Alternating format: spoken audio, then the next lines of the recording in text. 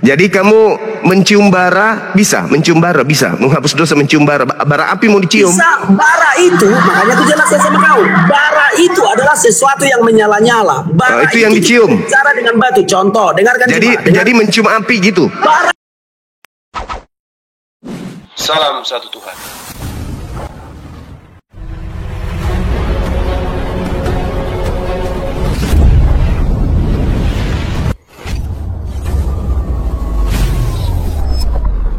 Pengantar ini singkat, para sahabat. Dukung semua ya sahabat-sahabat kita channel Densa News Muslim. Di like, di subscribe, di share sebanyak mungkin untuk supaya mencegah sahabat-sahabat kita di luar sana tidak terpengaruh terhadap pemurtadan. Semoga Allah memberikan selalu sikap istiqamah. Salam satu Tuhan, Allahu Akbar. Sifat itu bara. Dengarkan dulu, bara itu sifat juga. Ritspa itu benda, lantai batu. Dengarkan, lantai batu atau batu bara. Bisa kau mendengar? Bisa, makanya saya tertawa karena lucu. Oke. Bara itu sebenarnya kata sifat, bukan batu. Contoh, dendam membara, bukan dendam membatu. Nah, jadi bara yang dimaksudkan di situ adalah sesuatu yang menyala-nyala. Iya. Tidak ada di situ batu. Jangan kau cari remih. Nah, jadi malaikat dalam Islam. Jadi malaikat membawa sifat. Iya, dia membawa firman yang menyala-nyala itu. Dia membawa firman yang menyala-nyala itu juga. Padahal ritspa di situ, ritspa itu artinya apa? Lantai batu. Bara, bukan lantai batu, bara. Saya sudah berusaha untuk translate Juma, ini dia ya. Yesaya 6 ayat 7. Aku orang yang jujur dalam berdiskusi ini, dengar. Oke, kita buka ya. Yesaya 6 ayat 7, aku translate dari bahasa Ibrani ke bahasa Indonesia. Yang ada itu bara, bukan batu. Dek. Sudah jelas ya? Ambil HP ke situ yang baru. Udah jelas ya, Juma. Tunggu. Saya buka juga. Oke. Nah, itulah perbedaannya. Kalau di Islam yang dicium itu batunya apa? Batu yang berbentuk apa itu? Tunggu, sabar. Dan itu memang batu, bukan kata sifat. Aku sudah mentranslate. Sabar. Apa tadi? Apa lagi yang mau kau minta dari aku? Tunggu, Yesaya 6. Kita buktikan lah, Anda itu. Oke, sudah. Aku sudah putar kamera, kan? Tunggu dulu, Bang. Kita buktikan, Bang. Oke, silakan. Oke, saya buka kamera ya. Saya alihkan kamera saya dulu ya. Oke. Ini tercas, sorry.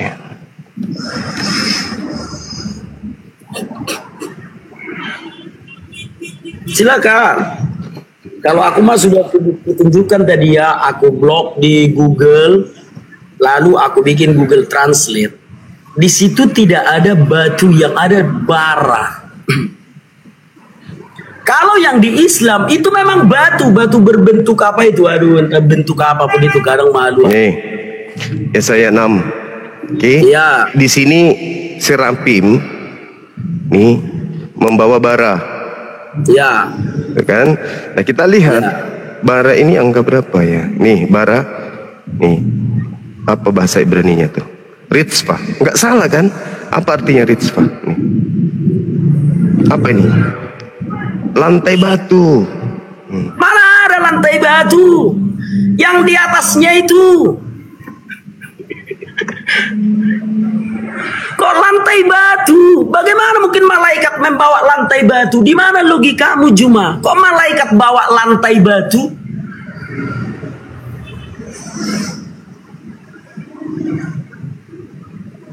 Lantai 2 lagi kau bilang. Lantai batu 4, lantai 2. Kemana ceritanya malaikat membawa lantai batu? Dibongkar rumahnya. Lantainya itu dibawa-bawa malaikat. Di mana logikamu, Juma? Inilah akibat kau selalu cocokologi. Bagaimana malaikat membawa lantai batu? Lah itu dari tamu, itu Bibelnya begitu bunyinya. Ritspa itu lantai batu. Artinya lantai batu itu adalah batu yang dibentuk, batu yang bisa dijadikan lantai. Malaikat membawa bentuk lantai batu. Loh, lantai keramik. lantai keramik, lantai papan. Malaikat membawa lantai keramik. Lantai keramik berarti keramiknya kan? Hei, lantai keramik dibawa berarti keramik yang dibawa. Lantai papan yang dibawa berarti papan yang dibawa. Lantai batu yang dibawa berarti batu yang dibawa. Dengarkan. Lantai kayu dibawa berarti kayu dibawa. Apa spesifikasinya? Apa urgensinya malaikat membawa lantai keramik? Untuk menghapus dosa. Lantai keramik? Gimana lantai keramik? Dari mana lah yang dibawa malaikat itu? Lantai batu, Rizpah. Itu menghapus dosa. Lantai batu apa? Lantai batu dari mana? Dikatakan serapim berarti dari surga. Serapim membawa batu itu. Lantai dibawanya. Lantai dari surga yang terbuat dari batu dibawa oleh malaikat. Dicium. Makanya dijelaskan dosa sama terhapus. Kata bara di situ adalah kata sifat. Nggak ada bara. Sudah kita lihat lantai batu. Itu yang tertulis Juma. Aku sudah berusaha mentranslate-nya Juma. Di sini ditulis bara. Lihat. Itu translate ke Indonesia dari bahasa Ibraninya, dari Indonesia ke Ibrani. Ini original teksnya, kodenya ada. Kita lihat di dalam kode 07531. 07531. Lantai rumah artinya lantai batu. Lantai batu. Silakan Anda membawa lantai keramik, berarti membawa keramik. Silakan Anda bawa lantai papan, berarti membawa papan. Silakan Anda membawa lantai batu, berarti membawa batu. Urgensinya lantai batu dibawa malaikat. Apa urgensinya Juma? Lantai menghapus dosa. Baca nomor 7-nya. Kita baca nomor 7-nya. Saya buka kamera lagi ya, saya perlihatkan Anda ya. Nah, nomor 7 sekarang. Silakan. Kita ganti aja nama si Juma jadi si lantai batu ya. Kita ganti aja namanya. Terserah. Anda kan bertanya untuk apa? Nah, kita kasih jawabannya. Anda bilang untuk apa? Nah, kita kasih. Oke. Malaikat membawa lantai batu.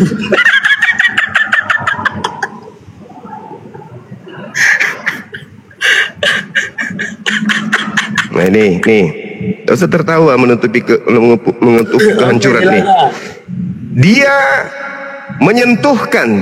menyentuhkan kepada mulutku, ya, serta berkata, lihat, ya, ini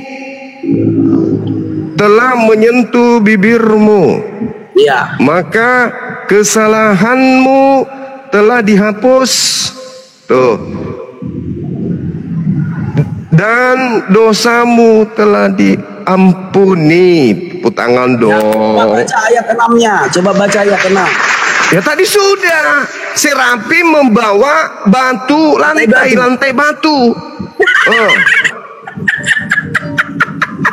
Malaikat membawa lantai batu. Oke lah, udah nggak apa-apa. Loh. Itu dalilmu. Ya sudah, kan nggak kulawan bro. Oke, sudah ya. Malaikat membawa lantai batu. Oke, sekarang giliranku. Mencium Muhammad bisa nggak menghapus dosa? Mencium Nabi Muhammad bisa menghapus dosa. Mencium Muhammad bisa nggak menghapus dosa? Mana dalilnya? Aku bertanya sama kau Juma. Nggak ada dalil. Kau jawab dulu. Nggak ada dalil. Mencium Muhammad bisa nggak menghapus dosa? Mengikuti Nabi Muhammad menghapus dosa, mengikutinya. Mencium dengan nggak ada dalilnya. Berarti nggak bisa, nggak ada dalil. Mencium batu yang di Mekah bisa nggak menghapus dosa? Bisa, ada dalilnya. Dalam urusan menghapus dosa, mana lebih hebat, Muhammad atau batu? Allah yang menghapus dosa, bukan batunya. Mencium batu Hajar Aswad bisa nggak menghapus dosa?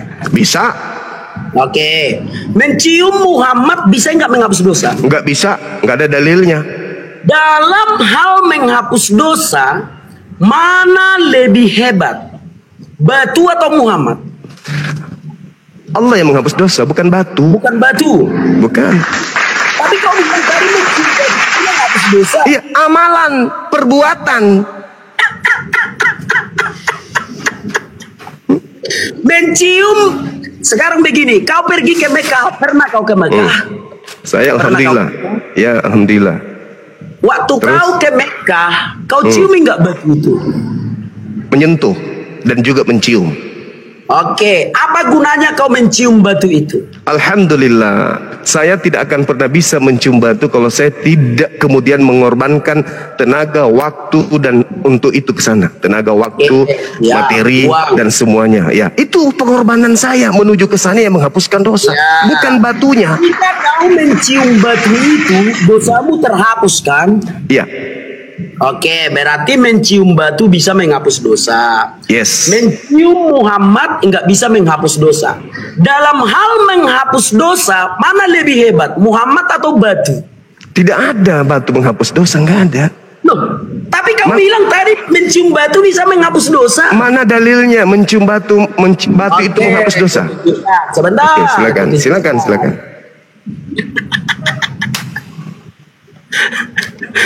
Diriwayatkan dari Abdullah bin Ubaid bin Umari, dari ayahnya, ia berkata, sesungguhnya Ibnu Umar pernah berebut berdesak-desakan dengan mendekati dua rukun, Hajar Aswad dan rukun Yamani. Sebelumnya aku tidak pernah melihat seorang pun sahabat Rasulullah SAW yang berdesakan seperti itu. Lantas aku berucap, wahai Abdurrahman, mengapa engkau mendekati dua rukun dan berdesak-desakan seperti itu?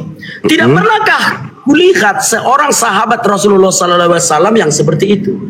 Dia menjawab, aku melakukannya karena mendengar Rasulullah SAW bersabda, Melakukan, ya. sesungguhnya mengusap Hajar Aswad dan rukun Mengusap. Yamani bisa menghapus dosa. Itu dalilnya. Nah iya, mencium bisa menghapus dosa, bukan batu yang mencium menghapus. Muhammad saya nggak menghapus dosa.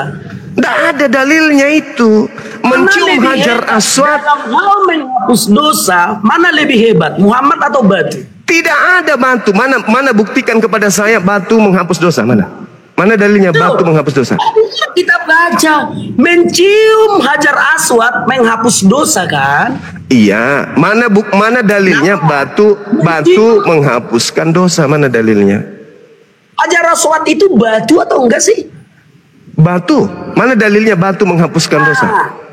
Mana dalilnya? Sudah kita dia Mencium batu itu pahala menghapus dosa, tapi bukan batu yang menghapus, bukan batu yang menghapuskan dosa. Mencium batu, ya benar. Mencium Bukan batu Hajar Aswad. Mencium batu berarti menghapuskan dosa. Siapa yang menghapuskan dosa? Batu atau Allah? Batu atau Allah yang menghapuskan dosa? Mencium batu itu menghapus dosa, benar kan? Ya. Yang menghapus dosa itu batu atau Allah? Mencium batu itulah yang menghapusnya. Batu itulah yang menghapusnya. Makanya batu itu berwarna putih. Dengar Juma. Makanya waktu dulu batu itu berwarna putih. Karena banyak dosa diserapnya, batu itu menjadi hitam. Oke, saya kasih analogi ya. Saya kasih analogi boleh? Belum, pertanyaannya dulu kau jawab Juma. Kau percaya enggak mencium batu hitam itu menghapus dosa? Bisa enggak? Iya, saya percaya. Udah selesai kita. Saya kasih analogi boleh? Dengarkan dulu. Mencium Muhammad bisa enggak menghapus dosa? Enggak ada perintahnya, enggak ada dalilnya, enggak ada sunnahnya. Mengikuti beliau, iya. Dalam hal menghapus dosa, mana lebih hebat, Muhammad atau batu? Batu tidak bisa menghapuskan dosa, Nabi Muhammad tidak bisa menghapuskan dosa. Mencium batu hitam itu menghapus dosa. Sekarang sendiri sekarang saya kasih analogi. Saya kasih analogi boleh? Dengarkan. Diriwayatkan dari Abdullah bin Ubaid bin Umar. Itu sudah. Artinya betul enggak mencium batu hitam itu bisa menghapus dosa? Iya, kan sudah saya iakan. Oke, mencium Muhammad bisa menghapus dosa. Tidak ada perintah dan tidak ada kaidahnya itu. Dalam hal menghapus dosa, mana lebih hebat, Muhammad atau batu? Batu dan Nabi Muhammad tidak menghapus dosa. Barusan kau ucapkan loh. Makanya saya kasih analogi. Boleh saya kasih analogi, boleh? Silakan, aku persilakan Oke. dengan hormat. Baik, ketika saya perintahkan kepada Anda memegang pohon itu, aku akan kasih kamu uang. Begitu kau memegang pohon itu, saya kasih kamu uang. Sekarang pertanyaannya, yang kasih kamu uang pohon itu atau saya? Juma yang kasih aku uang. Boleh enggak kamu mengatakan dengan otakmu itu bahwa pohon itu memberikan uang ke Anda? Nggak boleh dengan dalil Enggak seperti boleh. itu. Tapi yang Anda lakukan menyentuh pohon mendapatkan uang, betul? Benar. Yang memberikan Anda uang pohon atau saya? Kamu yang memberikan aku uang. Bagus. Sampai sini paham? Logikamu kena? Kena. Bagus, Tetapi alhamdulillah. berbicara sebentar. Tetapi berbicara tidak pernah Tuhan berkata begini.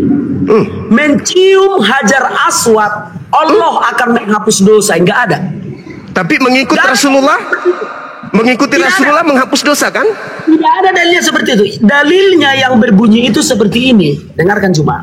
Kul in Aku kuntum melakukannya karena mendengar Rasulullah SAW bersabda, Rasulullah. sesungguhnya mengusap hajar aswad dan rukun Yaman bisa menghapus dosa. Nggak ada di situ kata- Rasulullah.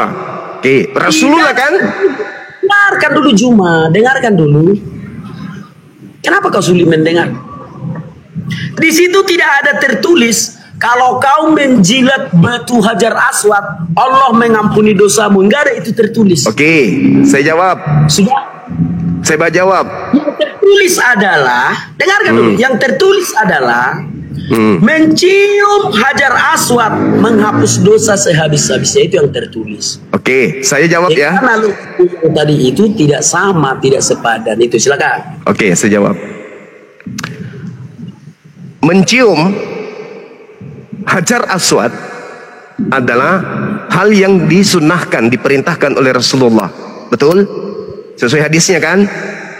Rasulullah yang memerintahkan dan mencontohkan, betul? Nah, Allah Subhanahu wa taala menjelaskan, bismillahirrahmanirrahim, Qul in kuntum tuhibbunallah fattabi'uni yuhibbukumullah wa yaghfir lakum dzunubakum wallahu ghafurur rahim. Katakanlah kepada mereka manusia, apabila dia mau dosa-dosanya kuhapuskan, suruh mereka mengikuti engkau wahai Nabi Muhammad. Jelas ya? Jelas? Jadi kalau umat Islam, dengar. Jadi kalau umat Islam mau agar dosanya diampuni oleh Allah, maka mengikuti Nabi Muhammad. Fattabi'uni yuhibbukumullah wa yaghfir lakum. Maka Allah akan mengampuni dosa-dosamu. Nah, kami mengikuti Nabi Muhammad, maka Allah yang mengampuni dosa, bukan batu. Oke. Berarti kalau kau mengikuti apa yang dilakukan Muhammad, dosamu diampuni, benar kan? Ya, sesuai dengan tadi. Oke. Muhammad bertapa di dalam goa. Ya. Kenapa kau nggak bertapa di dalam goa? Nabi Muhammad Sallallahu Alaihi Wasallam itu bertahannuts, dengar, bertahannuts, Iya. mendekatkan diri kepada Allah. Kami juga sering melakukan itu. Kenapa Kami kau juga nggak sering pergi? Masih ada nggak goa hero sekarang? Masih ada nggak goa hero sekarang? Itu tidak ada perintahnya. Mana perintahnya? Perintahnya Rasulullah Tapi kau untuk tadi mengikuti apa yang dilakukan Muhammad, menghapus enggak, dosa. mengikuti perintah. Mana perintahnya? Ke Gua Hira mana perintahnya? Tunjukkan. Mana perintahnya Muhammad sendiri? Lah tadi Anda yang membaca hadisnya? Tidak ada di situ kata perintah. Lah.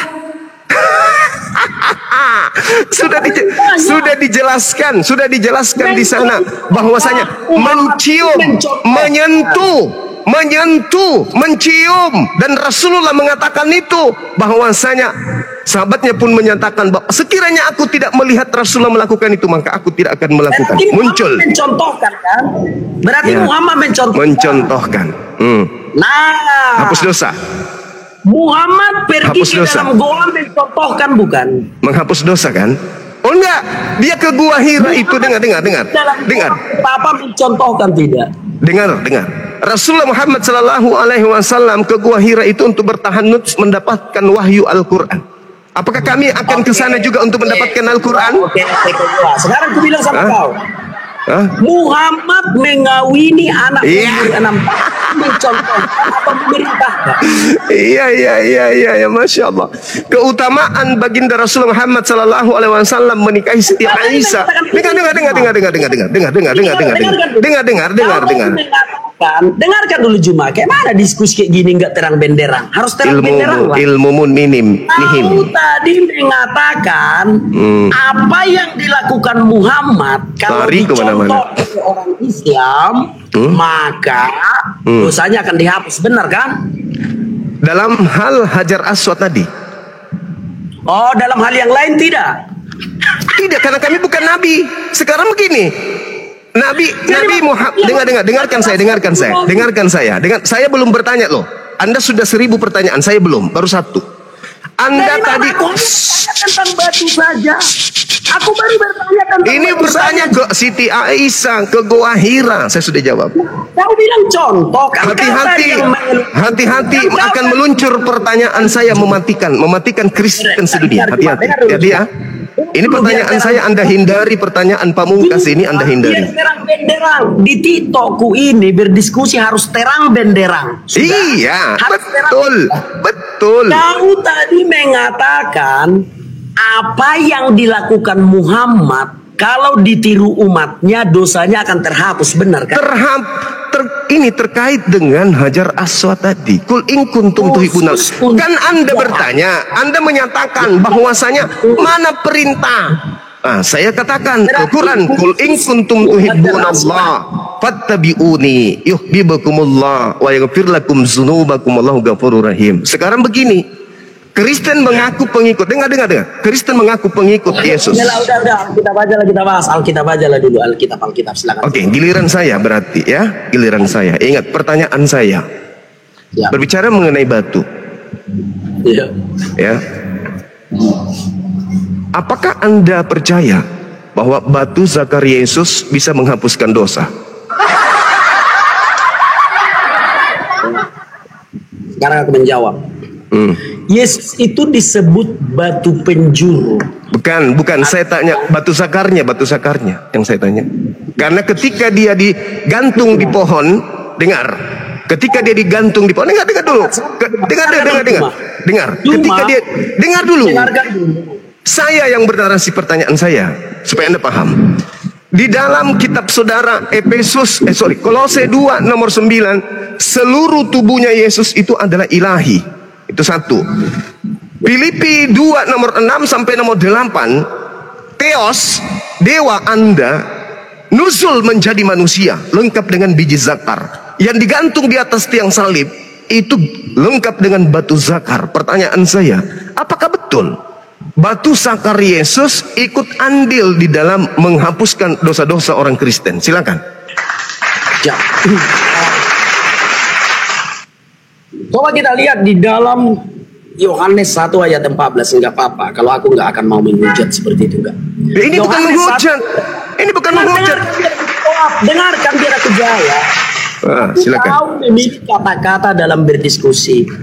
Contoh ini ya. Muhammad itu nabi bagi orang Islam. Sudah. Nah, jadi aku menghormati itu. Aku nggak mengatakan nonot Muhammad itu nabi atau tidak. Aku nggak mau mengatakan itu. Nggak mau. Ya, jelas tubuh ketika berbicara mengenai seluruh tubuhnya itu adalah nabi. Beliau nabi. Seluruh tubuhnya nabi. Nabi Muhammad adalah nabi. Aku tidak mau. Sekarang permasalahannya, apakah batu zakar turut andil di dalam menghapus dosa manusia? Karena batu zakarnya ikut digantung. Jawab. Ya, boleh aku jawab? Aku bisa memilih kata-kata aku dengan sopan dan baik. Silakan. Yohanes 1 ayat 14. Sudah. Firman itu telah menjadi manusia. Kalau firman itu menjadi manusia, berarti manusia itu harus sempurna.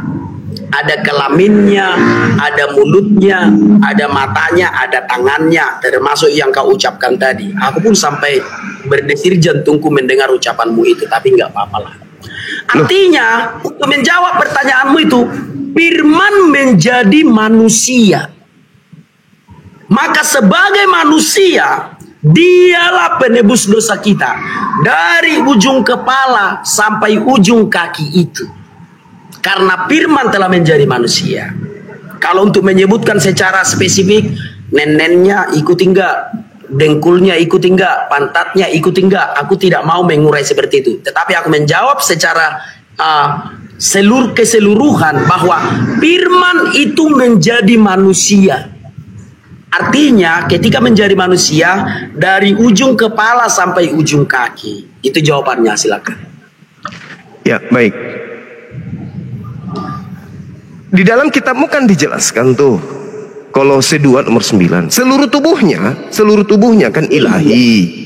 Berarti ketika dia digantung, ini kan Anda berbicara mengenai dosa kan, dan batu penghapus dosa di Islam. Maka muncul pertanyaan itu, apakah ketika Yesus menghapus dosa kalian dengan menggunakan dirinya, apakah termasuk batu sakarnya ikut menghapuskan dosa kalian? Kalau iya, berarti boleh enggak saya mengambil kesimpulan? Boleh tidak saya mengambil kesimpulan? Oke. Boleh enggak saya simpulkan bahwa batu sakar, boleh enggak aku berbicara dulu? Boleh enggak aku berbicara? Batu dalam Kristen, batu sakar Yesus penghapus dosa. Boleh enggak? Cuma di dalam beriman kita harus utamakan etika, sopan santun dan etika. Kok bicara etika? Jangan ajarin saya etika. Kolose 2 nomor 9. Kolose 2 nomor 9. Filipi 2 nomor 6 sampai nomor 7 nomor 8. Seluruh tubuh Yesus. Benar. Seluruh tubuhnya. Seluruh tubuh Yesus. Termasuk sakarnya. Termasuk sakarnya. Sekarang aku bilang sama kau. Seluruh tubuh Yesus, seluruh, termasuk sakarnya. Oke, karena berarti firman itu. Berarti saya boleh mengatakan, dosa-dosa Kristen dihapuskan dengan batu sakar Yesus. Boleh? Itu tidak kata-kata yang. Tapi boleh tidak? Kata-kata yang sopan. Boleh tidak? Itu bukan kata-kata yang sopan. Bukan masalah sopan atau tidak. Anda tadi menuduh kami batu menghapus dosa. Anda menuduh. Sekarang saya kembalikan. Apakah betul Kristen punya dosa terhapus oleh karena batu sakar manusia Yesus? Betul tidak? Ada enggak dalilnya mencium batu hitam itu menghapus dosa? Ya, ada dalilnya. Ada enggak dalilnya kalau Yesus itu menghapus dosa? Iya, itu telah. Sekarang berbicara mengenai batu. Dengar, berbicara mengenai batu. Apakah pada diri Yesus ada batu sakar? Aku tidak bisa menggunakan kata-kata yang tidak sopan di dalam beriman. Bagaimana Anda mengatakan tidak sopan sementara Bible berbicara sakar kuda? Sakarnya Yesus, di mana ditulis jakar Yesus? Loh, Yesus itu manusia. Lukas 2 nomor 22, 23, 21 sampai 23. Yesus memiliki nonot digunting, dipotong. Sabar biar Silakan. Lukas 2 sebentar ya. Ya. Ya, berapa tadi? 22 sampai 23, silakan. Oke, ayat 22 dan 23 ya. Dan ketika genap waktu pentahiran menurut hukum Taurat Musa, mereka membawa dia ke Yerusalem untuk menyerahkannya kepada Tuhan. Seperti ada tertulis dalam hukum Tuhan, semua anak laki-laki sulung harus dikuduskan bagi Tuhan. Di mana dikatakan jakar Yesus menghapus dosa? Yesus itu diajarkan menghapuskan dosa. Yesusnya. Yesus menghapus dosa. Cuma di dalam beriman kita harus memilih kata-kata yang sesuai dengan etika. Kok kata-kata etika? Etika.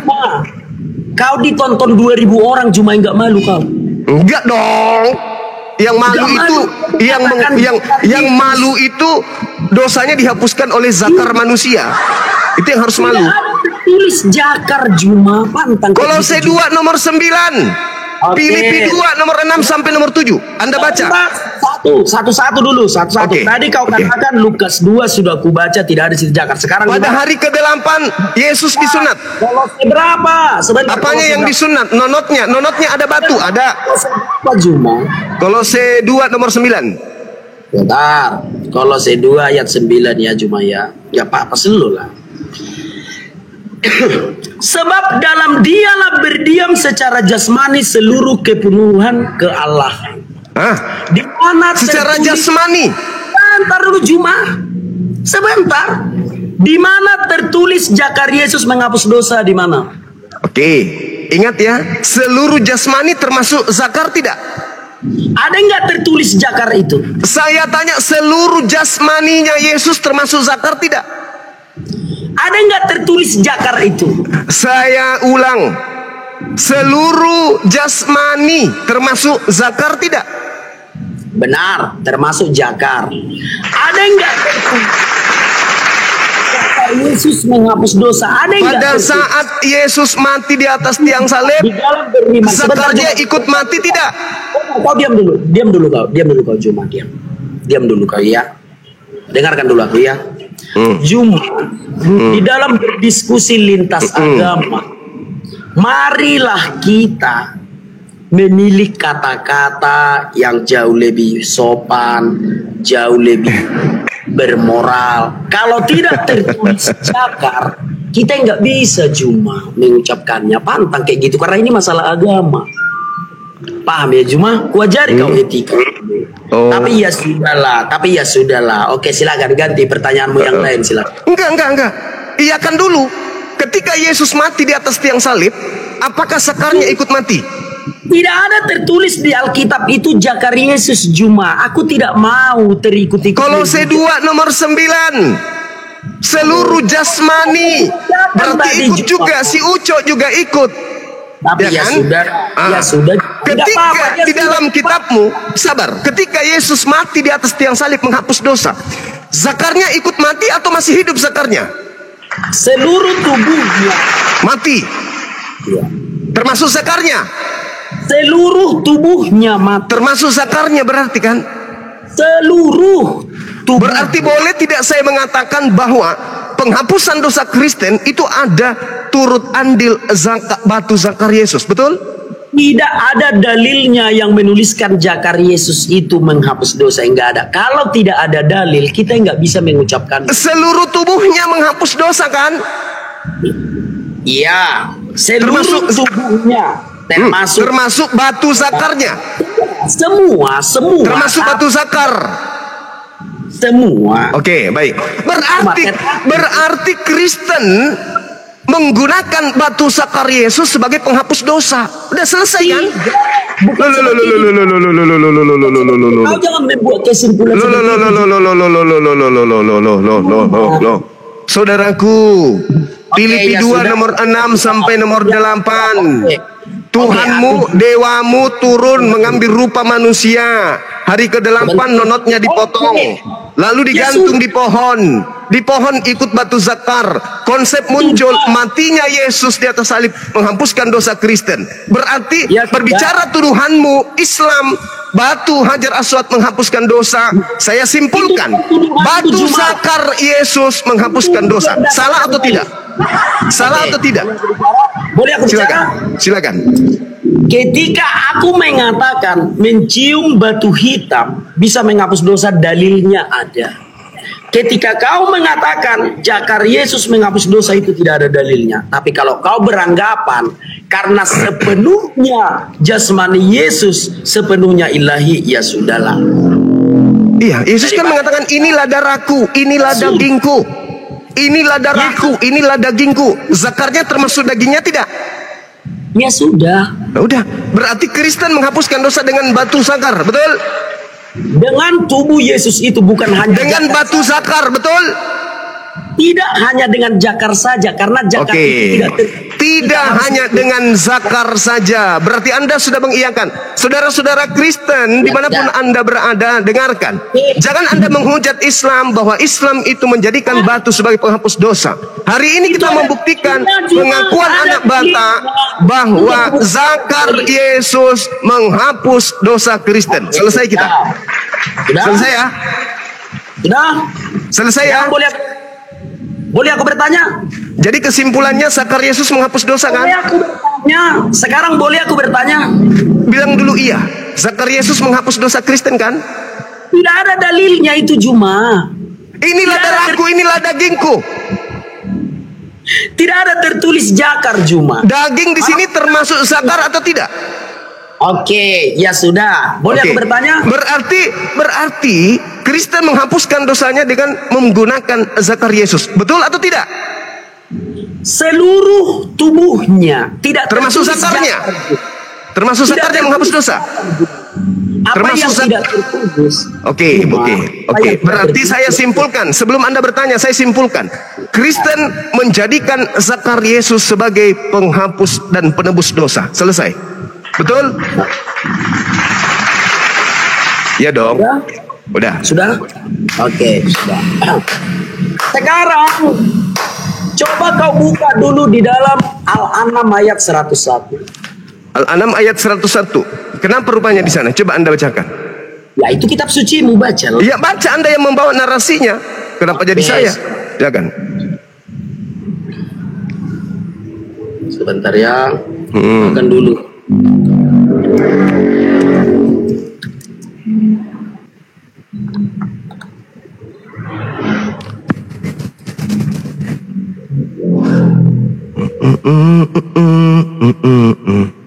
Tapi satu, jangan lapor polisi ya, jangan lapor polisi ya.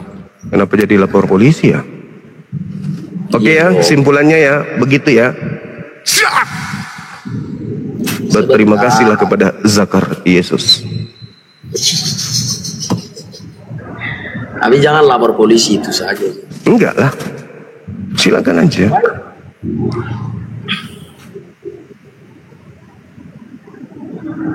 Silakan.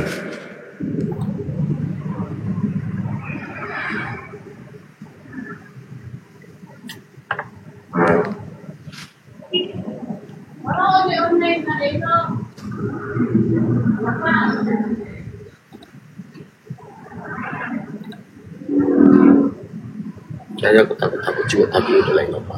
Kau yang lebih dulu, kau yang memulai. Jangan emosi dong, santai aja. Aku sedang membukakan dalilnya Quran Kemenak. Oke. Dia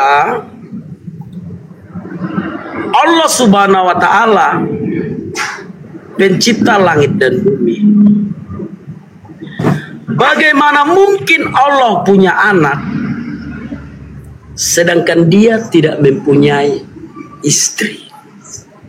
Dia menciptakan segala sesuatu dan dia maha mengetahui segala sesuatu. Pertanyaan saya, Allah tidak punya anak karena apa? Silakan. Oke. Al-Quranul Karim menjelaskan lam yalid wa lam yulad.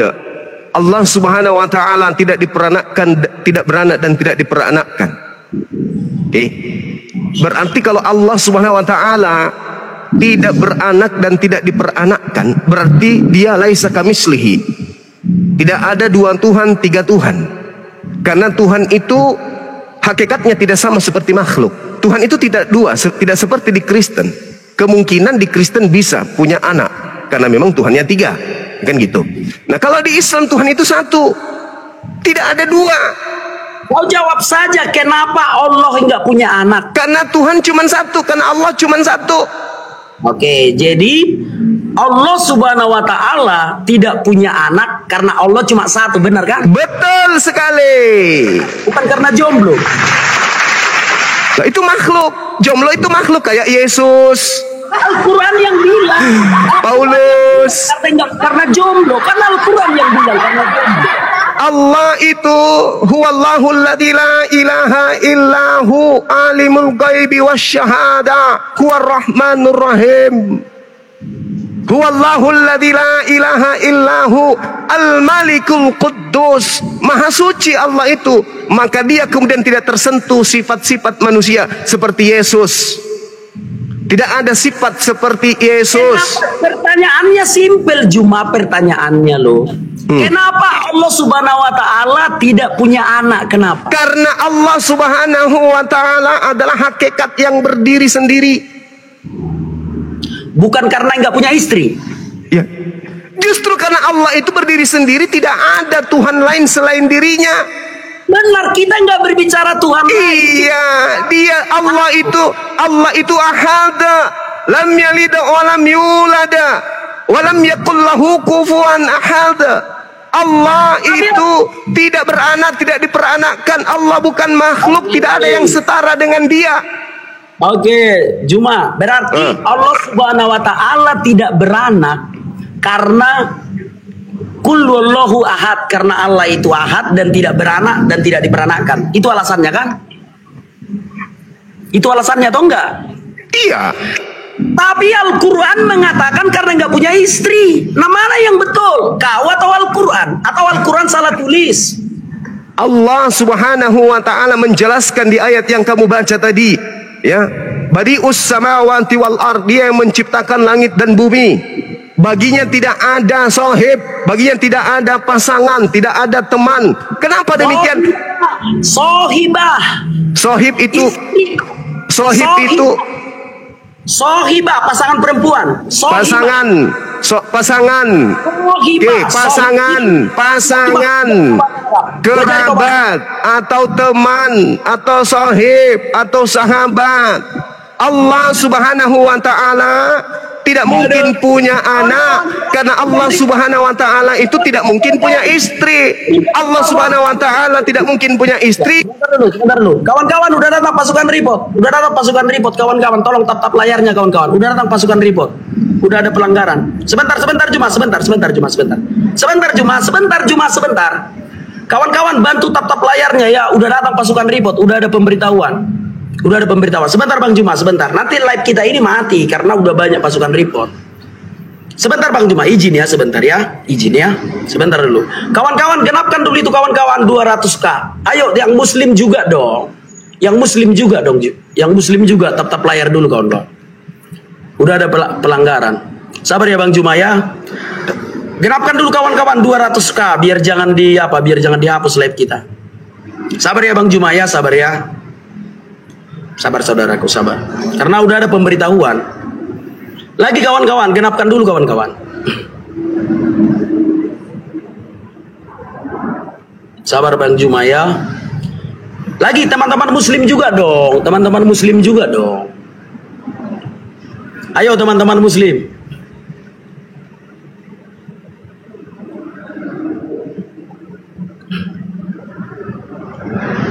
Terima kasih kawan-kawan ya yang sudah tap layar ya. Bantu dong teman-teman muslim tap layarnya.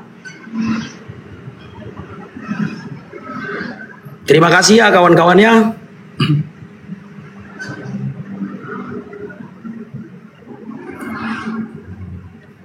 Sudah bisa. Oke, sudah. Nah, sekarang coba dengan terang benderang dulu kita berdiskusi Juma. Dengan terang benderang. Allah Subhanahu wa taala tidak mempunyai anak karena apa? Jawab dulu. Ya, karena Allah itu ahad. Tidak beranak, tidak diperanakkan. Tidak diperanakkan. Sekarang konfirmasi ya. Konfirmasi ya Bang Juma ya. Ya. Allah Subhanahu wa taala tidak punya anak karena ada 3 alasan. 1, karena dia ahad. Qul huwallahu ahad. Yang kedua, karena dia tidak beranak. Yang ketiga, karena dia tidak diperanakkan. Benarkah? Yes. Oke. Tapi Al-Quran mengatakan karena jomblo. Di mana tertulis? Oke, kita lihat di dalam Al-An'am ayat 101 ya. Dia Allah Subhanahu wa taala pencipta langit dan bumi. Bagaimana mungkin dia mempunyai anak padahal dia nggak punya istri? Terus? Ya itu masalahmu dia dimana? tidak bisa punya anak karena tidak punya istri. Ya Itu karena dia ahad. Karena dia ahad kan udah dijawab tadi. Bukan karena nggak punya istri. Karena dia ahad. Sudah aku bilang tadi Juma, Allah Subhanahu wa taala tidak punya anak karena dia ahad. Iya betul. Karena tidak beranak. Iya karena dia ahad. Karena dia ahad. Shema Israel Adonai Elohim Adonai ahad. Ahad. Iya. Kan itu udah jawab. Iya. Allah Subhanahu wa taala tidak punya anak karena dia ahad. Karena dia tidak beranak dan tidak diperanakkan, benarkah? Iya. Betul. Tapi Al-Quran bilang karena nggak punya istri. Yang mana yang betul? Iya. Karena ahad. Dia tidak punya istri, dia tidak punya cucu, dia tidak punya kakek, dia tidak punya nenek, dia tidak punya opung. Karena dia ahad. Bilang karena nggak punya istri loh. Ya karena dia ahad. Bagaimana mungkin dia punya istri sementara dia ahad? Kalau dia punya istri berarti dewa dewi, sama seperti agamamu. Bapak punya istri bernama Maria. Bukan karena ahad. Kalau di agamamu Tuhanmu punya istri bernama Maria, lahir anaknya Yesus. Tidak, jangan kemana-mana dulu cuma. Ya itu jawabannya. Kenapa Allah tidak punya istri? Kenapa Allah tidak punya anak? Kenapa Allah tidak punya kakek? Kenapa Allah tidak punya cucu? Kenapa Allah tidak punya anak? Disebabkan karena Allah itu ahad. Bukan Itu karena nggak punya jawabannya. istri. Justru karena ahad. Karena ahad. Karena ahad. Maka Allah tidak punya anak. Gini loh cuma aku kan sudah bertanya tadi sama kau, kenapa Allah Subhanahu wa taala tidak mempunyai anak Juma? Karena ahad. Karena Allah Subhanahu wa taala ahad. Ya udah selesai. Sudah selesai jawabannya. Bilang karena nggak punya istri. Al-Quran bilang karena nggak punya istri. Kenapa dia tidak punya istri? Karena ahad. Kita nggak membicarakan kenapa dia nggak punya istri, kenapa dia nggak punya anak. Kenapa dia tidak punya anak? Karena dia ahad. Karena ahad. Karena ahad. Benar. Karena ahad. Benar. Tapi Al-Quran bilang bukan karena ahad, karena nggak punya istri. Huwallahu alladzi la ilaha illahu alimul ghaibi wasyahada huwar rahmanur rahim. Kenapa Allah kemudian tidak tercipta sama seperti Yesus? Karena Allah bukan makhluk, dia yang menciptakan. Di situ ayatnya badi'us samawati wal ard. Dikatakan di ayat itu khalaqa kulla syai'. Khalaqa kulla syai'. Dia menciptakan segala sesuatunya. Sudah dibilang ahad. Badi'us samau. Coba lanjut dulu, lanjut. Badi'us samawati wal ard. Anna yakunu lahu walada. Bagaimana mungkin kemudian dia punya anak? Udah jelas kok di situ. Allah itu ahad. Iya sahibatun. Bagaimana Tuhan itu bisa memiliki pasangan istri? Bagaimana Tuhan? Sohibah. Jangan ajarin saya.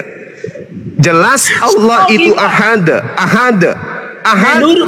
Maka karena ahad, maka Allah itu sendiri.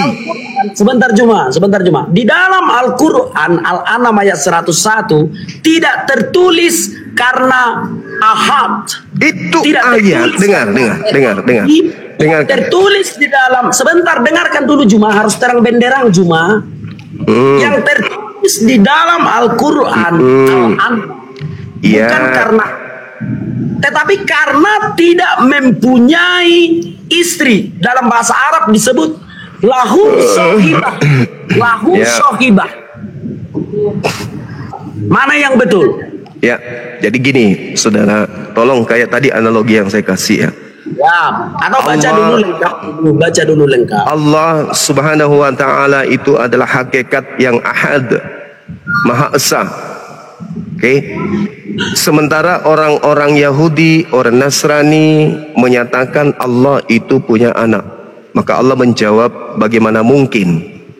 Sedangkan Allah tidak memiliki istri, sahibatun. Tidak memiliki sahib, kerabat atau kesamaan setara dengan dirinya.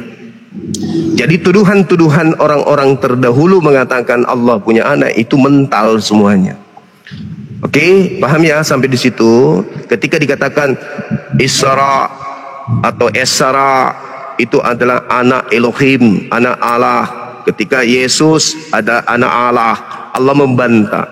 Tidak mungkin, karena Allah itu tidak memiliki istri.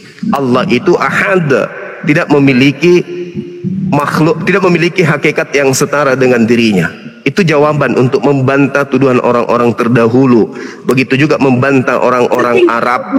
Yang kutanya. Dengar. Begitu juga kemudian tuduhan orang-orang Arab jahiliyah yang mengatakan Azza, Latta dan Uzza itu sebagai anak Allah. Itu dibantah oleh Allah. Tidak mungkin, disebabkan karena Allah itu ahad. Allah tidak punya istri, Allah tidak punya kerabat, Allah tidak punya silsilah, Allah tidak punya keturunan dan seterusnya. Itu jawabannya. Mengerti, cuman kamu yang tidak bisa nangkap jawaban saya.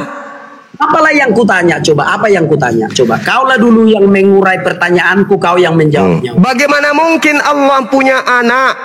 Bukan itu yang kutanya. Yang kutanya adalah kenapa Allah Subhanahu wa taala enggak punya anak? Kenapa? Ya. Kenapa Allah tidak punya anak? Jawabannya karena Allah tidak punya istri. Udah dijawab kan? Karena enggak punya istri kan? Iya, betul. Oke, udah. Ya, apa masalahnya? Apa masalahnya? Ya sudah, ya sudah. Oke, giliran saya bertanya, boleh? Oke. Oke, saya bertanya ya. Oke. Silakan. Kenapa Yesus tidak punya anak? Sementara dia punya nonot. Dia makan, dengar dulu. Dia makan, dia minum, masuk ke dalam tubuhnya, menjadi darah, menjadi daging, menjadi sperma. Pertanyaan saya, bagaimana cara Yesus melampiaskan spermanya sementara dia tidak punya istri? Silakan. Jadi konfirmasi pertanyaan Bang Juma ya. Iya, kan Tuhanmu manusia, sabar. Ya, aku konfirmasi pertanyaanmu ya. Yes. Kenapa kawan-kawan? Kenapa Yesus enggak punya anak? Padahal dia punya seperti manusia biasa normal. Berarti dia Matius 19 ayat 12. Oke. Ada orang yang tidak dapat kawin karena ia memang lahir demikian dari rahim ibunya. Orang kan. Ada orang yang sebentar Juma, bisa ku jawab kah? Ya, saya kan cuma menimpali orang toh. Ya, bisa ku jawab. Ya. Ada orang yang tidak dapat kawin karena ia memang lahir demikian dari rahim ibunya. Dan ada orang yang dijadikan demikian oleh orang lain. Dan ada orang yang membuat dirinya demikian karena kemauannya sendiri oleh karena kerajaan surga. Okay. Siapa yang dapat mengerti, hendaklah ia mengerti. Matius 19 ayat 12. Satu lagi. Ya, silakan. Satu lagi. Sebentar ya. Sabar, kubukakan dalilnya satu lagi.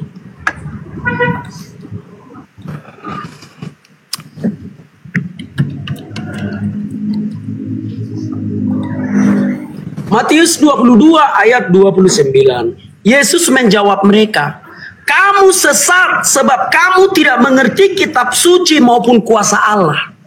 Karena pada waktu kebangkitan orang tidak kawin dan tidak dikawinkan, melainkan hidup seperti malaikat di surga." Berbicara tentang Yesus, Yesus berasal dari surga, membawa kerajaan Allah. Kerajaan Allah tidak ada hubungannya dengan kawin dan mengawinkan. Karena Allah bisa punya anak tanpa harus punya istri. Di mana dalilnya Allah bisa punya anak tanpa punya istri? Yohanes 1 ayat 12. Ini dia ya, Yohanes 1 ayat 12. Tetapi semua orang yang menerimanya diberinya kuasa supaya menjadi anak-anak Allah, yaitu mereka yang percaya dalam namanya. Orang-orang yang diperanakkan bukan dari darah atau dari daging, bukan pula secara jasmani oleh keinginan seorang laki-laki, melainkan dari Allah. Pertanyaan saya, Anda tidak nyentuh. Pertanyaan saya, bagaimana cara Yesus melampiaskan spermanya? Itu loh. Hasrat yang begituan karena dia kudus. Sudah? Dia lapar. Dia lapar. Dia haus. Dia ketakutan. Dia was-was. firman Tuhan. Dia ngantuk, dia tidur, dia makan, berarti dia manusia 100%. Buktinya waktu dia kecil dia netek, masuk ke dalam tubuhnya berupa sperma. Sekarang pertanyaan saya, Tuhanmu yang manusia yang punya nonot itu, bagaimana caranya melampiaskan spermanya? Jawab. Orang yang memikirkan selangkangan. Sekarang kemana-mana. Tadi membahas Allah, bahas istri. Yesus manusia punya sperma. Bagaimana cara Yesus melampiaskan spermanya? Jawab. Dengan cara memperkosa diri 501, mimpi basah atau kawin. Juma. Paham ya? Apa? Yesus lahir bukan karena sperma, bukan. Bukan itu yang kutanya. Yang kutanya itu sperma yang ada dalam tubuh Yesus hasil dari makan. Itu dilampiaskan Yesus dengan cara apa? Berbicara tentang kerajaan Allah. Mulai kerajaan Allah. Saya tidak berbicara mengenai kerajaan mimpi. Yang saya tanya, sperma yang masuk ke dalam tubuhnya Yesus dia lampiaskan dengan cara apa? Makanya aku jawab, Yesus itu membawa kerajaan Allah, kerajaan Mulyana, Allah. thank you. Selangkangan. Jelas ya? Tidak berbicara mengenai itu. Yang saya tanya, bagaimana cara Yesus menyalurkan sperma yang ada dalam tubuhnya? Di surga itu nggak ada. Ini berbicara bukan bicara surga, ini bicara di dunia. Yesusmu manusia. Di surga.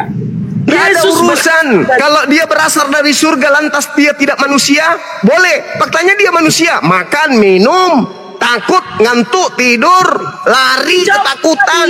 Sekarang yang saya tanya, bagaimana cara Yesus melampiaskan spermanya? Tuhan kamu itu punya sperma. Tuhanmu itu punya sperma. Tadi dia mati menghapus dosa-dosa Kristen dengan batu sakar. Batu sakar itu yang memproduksi sperma. Nah, batu yang memproduksi sperma ini menyalurkan spermanya dengan cara apa? Mampus. Baik, sekarang aku jawab. Sebagai manusia, tidak semua manusia berbicara tentang selangkangan saja. Di mana dalilnya? Ini bukan berbicara selangkangan. Yang saya tanya, sperma Tuhanmu itu dilampiaskan dengan cara apa? Tidak semua manusia melampiaskan hawa nafsu, enggak semua. Ya, lalu dengan cara apa Yesus melampiaskan spermanya? Dengan cara apa? Tidak semua manusia berbicara dengan cara apa? Tadi Allah tidak punya istri, sekarang dengan cara apa Tuhanmu melampiaskan spermanya? Jawab. Oke, Matius 9. Ada orang yang tidak dapat kawin. Ini saya tidak membahas orang. Yang saya tanya Yesus. Bagaimana cara Yesus melampiaskan spermanya? Colok pantat keledai kah? Hawa nafsu. Yesus tidak berbicara hawa nafsu. Siapa bilang Yesus kelaparan? Hawa nafsu. Sperma itu apa? Makasih Nanda. Yesus kelaparan. Kau kan mengatakan bagaimana cara Yesus melampiaskan hawa nafsunya, spermanya, benar? Betul. Filipi 2 nomor 6 nomor 8, dia menjadi sama seperti manusia. Berarti dia menjadi punya sperma. Pertanyaan saya, bagaimana cara dia melampiaskan spermanya? Jawab. Oke, sekarang aku jawab. Masih mau kau datang besok? Semua manusia berbicara tentang melampiaskan hawa nafsu. Di mana dalilnya? Yang saya tanya Yesus. Dengarkan dulu Juma. Aneh kawan ini. Pertanyaan saya apa? Kau kan menanyakan bagaimana cara itu. Iya, kenapa kamu bawa orang? Yang saya tanya Yesus, jangan bawa orang yang lain. Saya tidak peduli yang lain. Paulus saya tidak pedulikan. Yang saya tanya Yesus Tuhanmu. Ini berbicara Tuhan tidak punya istri kan? Kamu tanya tadi. Nah, sekarang Tuhanmu ini memiliki kemudian sperma. Pertanyaan saya, bagaimana caranya Tuhanmu Yesus melampiaskan sperma yang ada di dalam nonotnya? Jawab. Oke, sekarang aku menjawab ya. Nanda Puspita, syukran. Tidak semua manusia memikirkan selangkangan. Apalagi Yesus berasal dari dalam surga. Iya, caranya dia melampiaskan spermanya itu dengan cara apa? Bisa kau mendengar dulu? Boleh dia tidak memikirkan selangkangan, boleh. Boleh dia tidak memikirkan wanita, boleh. Tapi pertanyaannya, bagaimana cara dia melampiaskan Boleh kau mendengar dulu? spermanya? Itu loh. Dengar dulu. Syukran Boleh Bang kau- Rendra Setiawan, Masya Allah, Barakallah. Iya, Boleh kau mendengar dulu? saya sudah mendengarkan jawabanmu kemana-mana bahas orang selangkangan surga, nggak bahas itu. Yang saya tanya, bagaimana cara Tuhanmu Yesus yang memiliki nonot dan memiliki nafsu itu melampiaskan spermanya? Jawab. Oke. Oke, terus dari tadi. Oke. Tentang selangkangan saja cuma. Ya, lalu bagaimana cara melampiaskannya? Tidak semua manusia melampiaskan nafsunya, Ju. Lalu Yesus bagaimana caranya melampiaskan spermanya? Dia tidak melampiaskan. Dari mana Anda tahu? Matius 19 ayat 12. Ada orang yang tidak dapat kawin karena ia memang lahir demikian dari rahim ibunya. Dan ada orang yang dijadikan demikian oleh orang lain. Dan ada orang yang membuat dirinya demikian karena kemauannya sendiri oleh karena kerajaan surga. Ini berbicara kawin, Bang Disi, sahabatku Disi, syukran. Ini berbicara kawin.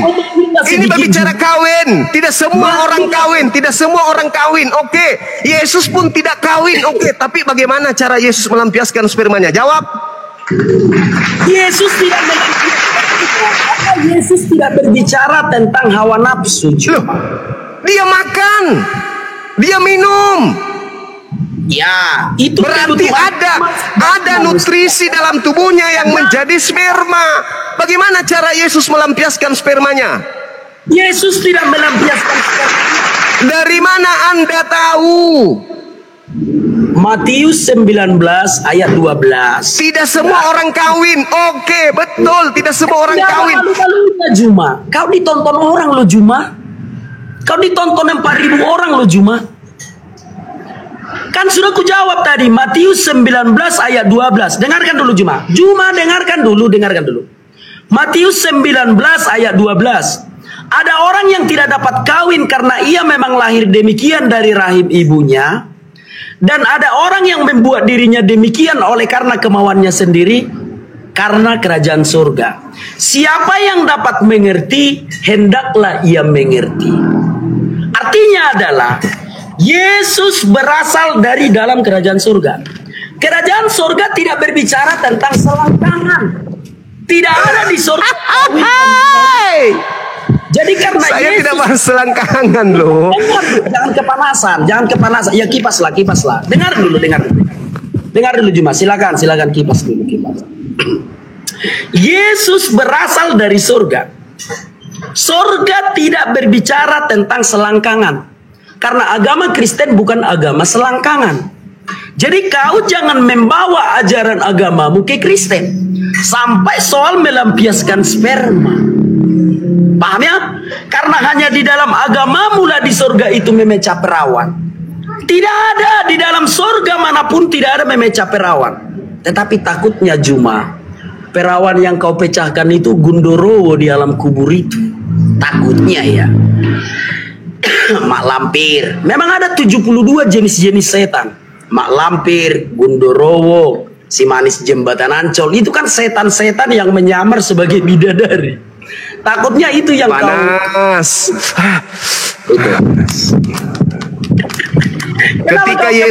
Ketika Yesus lapar, dia lampiaskan nafsu laparnya dengan makan. Ketika Yesus haus, dia lampiaskan nafsu hausnya dengan minum. Ketika Yesus ngantuk, syukran Pegasus, Bang Pegasus. Ketika Yesus ngantuk, dia lampiaskan dengan tidur. Ketika Yesus punya sperma, dilampiaskan dengan cara apa? Jawab. Yesus tidak hawa nafsu karena Yesus itu berasal. Udah ku jawab dari tadi Juma. Spermanya ini cara keluarnya, cara keluar spermanya ini gimana? 501 kah? Mimpi basah kah? Mimpi basah kah? Atau kawin? Oke, sekarang aku menjawab ya. Yesus berasal dari surga, tidak berbicara. Dia tahu. Boleh aku bertanya kembali? Pertanyaan saya, Anda harus selesaikan dulu dong. Udah aku jawab. Yesus melampiaskan spermanya dengan cara apa? Aku jawab, Yesus tidak melampiaskan soal sperma karena Yesus berasal dari surga. Surga berbicara tentang selangkangan. Udah, itu jawabnya. Lalu spermanya keluar dengan cara apa?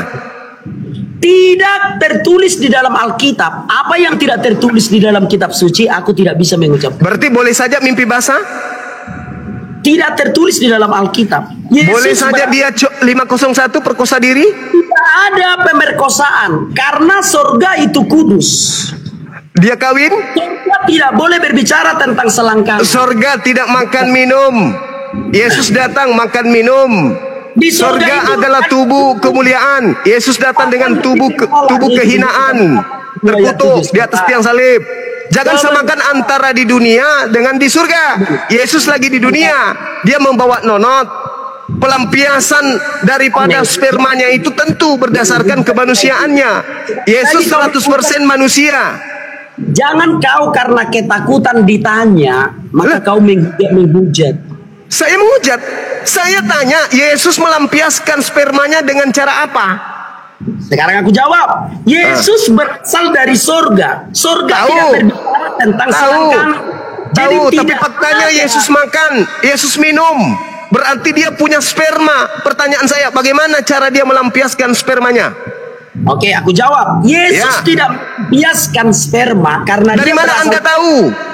Karena dia berasal dari surga. Tidak ada tertulis di dalam Bible dia tidak melampiaskan spermanya. Mana tulisannya? Mana tertulis?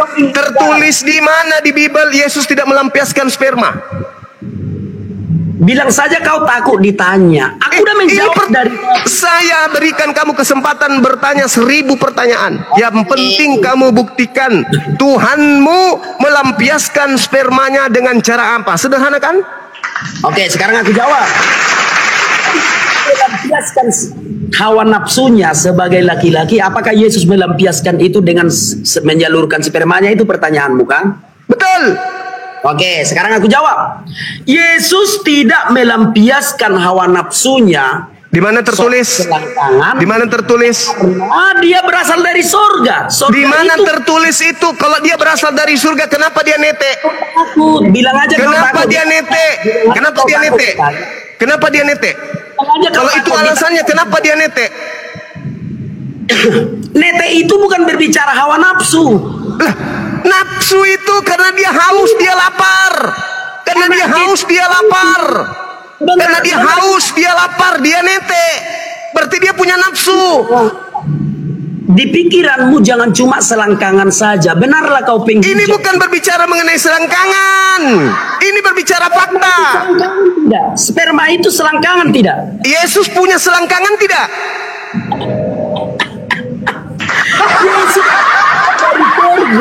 Yesus punya selangkangan tidak? Yesus punya nonot tidak? Jawab dulu. Yesus punya nonot atau tidak? Balik lagi. Yesus punya nonot atau tidak? Balik lagi. Boleh aku bertanya tentang Islam? Yo. Kamu boleh bertanya, tapi lu jawab dulu pertanyaan saya ini dengan tepat. Yesus melampiaskan nonotnya dengan cara apa? Oke, aku jawab. Yesus tidak melampiaskan hawa nafsu. Kenapa? Karena dia berasal dari surga. Tapi kenapa dia melampiaskan nafsu laparnya? Dia netek. Sikar pidol ini memang penghujat. Pantaslah kau mulai ngamuk. Yesus netek. Lukas 27 nomor 11. Kenapa dia netek? Karena dia melampiaskan nafsu laparnya. Oke, sekarang ketika dia makan, ketika dia minum, ada sperma dalam tubuhnya. Dia lampiaskan nafsu spermanya dengan cara apa? Penghujat, enggak ada ilmu di dalam. Memang tidak ada kawan-kawan ilmu pengetahuan dari si Juma itu. Memang dia benar-benar penghujat. Romo izin, saya udah nggak mau lagi di atas